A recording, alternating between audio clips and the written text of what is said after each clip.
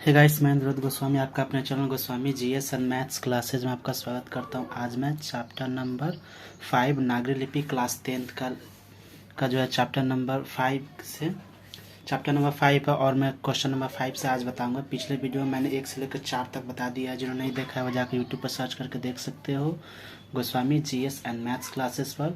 और 1 से लेकर 4 तक वीडियो अपलोड हो चुका है। आज मैं 5 से बताऊंगा। तो चलिए बिना देर किए हुए सेशन की शुरुआत करते हैं। नागरी लिपि का आरंभिक लेख कहाँ से प्राप्त हुए, उनके विवरण दे। तो नागरी लिपि का आरंभिक लेख दक्षिण भारत के राजाओं के सिक्कों पर देखने को मिला। ईसा की 14वीं-15वीं सदी के विजयनगर शासकों ने अपने लेखों की लिपि को क्या कहा, नागरी कहा, एवं विजयनगर के राजाओं के लेख कन्नड़, तेलुगु एवं नागरी लिपि में देखने को मिलते हैं। तो चलिए क्वेश्चन नंबर 6 को देखते हैं। ब्राह्मी एवं सिद्धम लिपि यानी सिंधु लिपि की तुलना में नागरी लिपि की मुख्य पहचान क्या है। ब्राह्मी और सिद्धम लिपि की तुलना में नागरी लिपि की मुख्य पहचान यह होती है कि इसके अक्षरों के सिरों पर पूरी लकीरें बन जाती है। क्या होती है? इसके अक्षरों के सिरों पर क्या होती है? पूरी लकीरें बन जाती है। यहाँ पर आपको अंडरलाइन कर देना है। पूरी लकीरें बन जाती है और इसके सिरे की रेखाएं उतनी ही लंबी होती है जितनी क्या होती है? अक्षरों की चौड़ाई होती है। यानी इसके सिरों की रेखाएं जो उतनी ही लंबी होती है जितना क्या होता है? इसके अक्षरों की चौड़ाई होती है। तो यह क्या है? नागरी लिपि की महत्वपूर्ण पहचान है ब्राह्मी एवं सिंधु लिपि की तुलना में। तो चलिए क्वेश्चन नंबर 7 को देखते हैं। भारत में किन शासकों के प्राचीन नागरी लिपि के लेख मिलते हैं?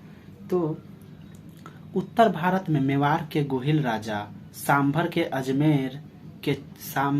अजमेर के चौहान शासकों का, कन्नौज के गाहरवाल शासकों का, काठियावाड़ गुजरात के सोलंकी शासकों का एवं आबू के परमार एवं कलचुरी शासकों के लेख प्रायः नागरी लिपि में ही आपको देखने को मिलते हैं।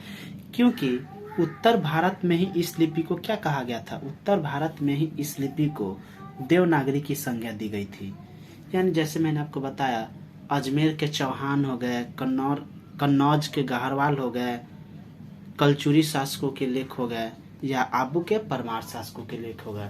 ये सभी कहाँ, किस लिपि में है? तो यह सभी आपको प्राचीन नागरी लिपि में ही देखने को मिलता है। एवं इस उत्तर भारत में ही क्या कहा जाता है? इस लिपि को देवनागरी लिपि कहा जाता है। तो चलिए क्वेश्चन नंबर 8 को देखते हैं। क्वेश्चन नंबर 8 है कि नागरी को देवनागरी क्यों कहा जाता है? लेखक के इस संदर्भ में क्या विचार है? तो चलिए देखते हैं। देवनागरी के संबंध में लेखक ने यह बताया है कि गुजरात के नागर ब्राह्मणों ने पहल इस लिपि का क्या किया था? इस्तेमाल किया था। यानी माना जाता है कि गुजरात के, ये एक किंवदंती है यानी दंत कथाएं हैं कि गुजरात के नागर ब्राह्मण जो थे, पहल जो वहाँ निवास करते थे, तो उन्होंने प्रायः इस लिपि का ही इस्तेमाल किया गया होगा। ठीक है, इसलिए इसका नाम नागरी लिपि पड़ा।